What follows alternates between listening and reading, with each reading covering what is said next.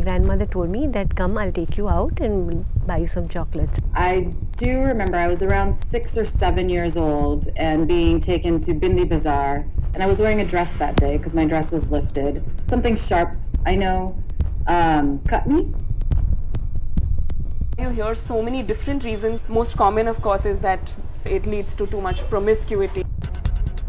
You are pinning her down, spreading her legs apart and, doing something that she's not even aware of.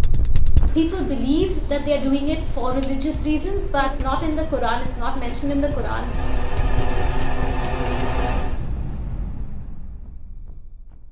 Imagine being taken to a dark, decrepit building. Imagine being pinned down on the floor. Imagine your underwear being taken off. Imagine seeing a knife being heated on the gas stove. Imagine the hot knife slicing your clitoris. Imagine young girls shrieking in pain. The cruel practice of female genital cutting or female genital mutilation is not happening only in faraway Africa. It's not just being practiced in tribal societies. Young girls aged 6 and 7 are regularly being cut right here in India. Mumbai abounds with untrained midwives who continue to scar young girls from the Bohra community.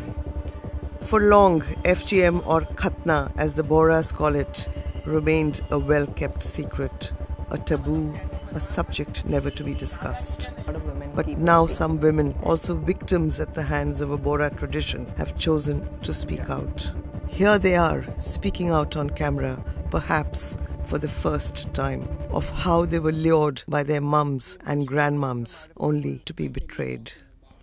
My grandmother told me that, come, I'll take you out and we'll buy you some chocolates and stuff. So I happily went with my grandmother, and she took me to Bohri Mohalla. That's where a cluster of Bohras stay in Bombay. And we went into this dark, decrepit building, and then we went into an inside room where the curtain was drawn, and she told me, lie down. And like an obedient child, I lay, and then my grandmother was holding me, holding my hands, and there was this other woman, an oldish kind of a woman, and she pulled my pants down. And I started crying, and my grandmother told me, don't worry, it's very quick, you'll just get over in a jiff. And that woman also told me, very quick, it's going to happen. And she did something which was extremely painful. I shrieked in pain. I don't know what it was, but what I experienced was a sharp shooting pain. And then she put some black powder there. I just came home and I just cried and cried and cried, and there was a lot of pain which was there.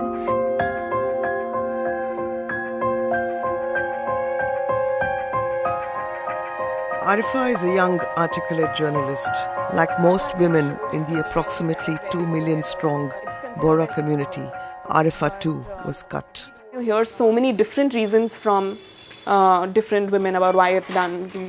Most common, of course, is that this is unwanted skin because it is the source of sin, or the kind of pleasure that women shouldn't be having, or it leads to too much promiscuity. But there is no scientific basis to that. It's steeped in patriarchy, and it's the belief that a woman's sexuality has to be curbed. And if you want fidelity, and if you want the marriage as an institution to hold up, the woman has to be cut so that she is not going to go astray. The sad truth to this painful process is the fact that it is a practice being done to women by other women. Most women we spoke to initially blamed their mothers, till they realized they too were victims of the same mindless tradition. Of course, the first target of my anger was my mother, because she took me. But I'm very clear now that it wasn't her fault as an individual, because this is a very systemic practice. Some women deal with the childhood trauma by just blocking it out completely, psychologists told us. Zara Patwa, an America-based technology project manager, found out only when she was 44 years old. When the video of my family member came out, after that was when they told me that it was done to me. So I was kind of in an emotional state. It is so traumatic for young girls and does not fit with our educated community. It seems like one of those things that we should just let go of and move on. Shahida, a public health professional, was protected by her mother, a child rights lawyer based in Canada. She was lucky to escape being put under a knife, but is struggling to understand why her community betrays its daughters. I'm not able to explain to myself why. It is quite contradictory. It's just so ingrained in culture, and therefore you just unquestioningly do it just so that you can be a part of the community. If you openly declare that, I didn't do this, so I'm not going to, I'm not going to do it to myself or my daughters, then the backlash could be considerable. Insia Dariwala, a filmmaker and child rights activist, was also lucky to escape.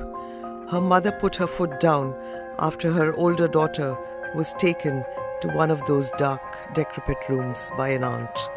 But Insia still feels cut in so many different ways.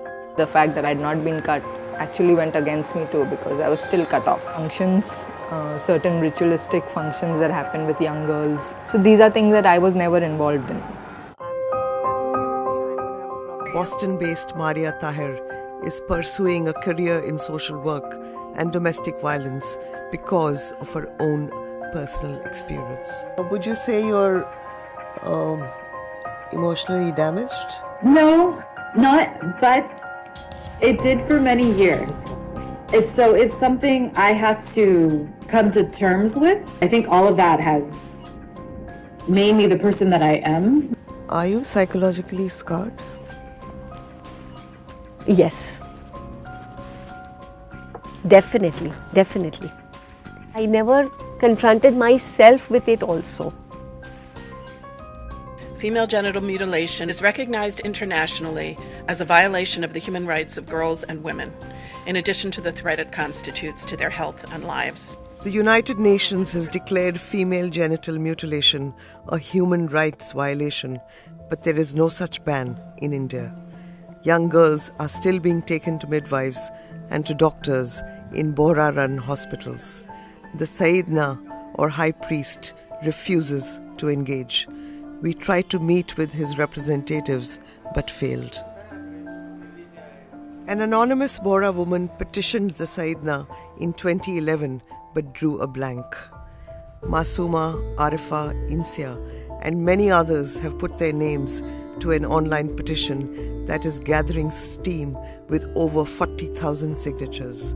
In Mumbai, we met Nusrat Bharucha, prominent Bohra face and Bollywood actress who at first agreed to only a tape-recorded interview. Soon, however, we got a message from her saying she wants to be on camera along with her parents. Were you party to the decision to not have your daughter be put through the same practice?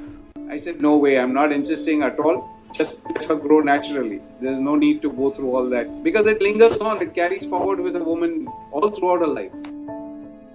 The fight against FGM is picking up slowly. A conviction in Australia in November, where a nurse and a mother are set to go to jail, has led to chatter within the community. A lot of women who still support the practice call the clitoral hood haram ki boti, or immoral lump of flesh. But listen to the brave women and you'll know it's about deceit and betrayal and a grave form of abuse on young, impressionable minds and bodies.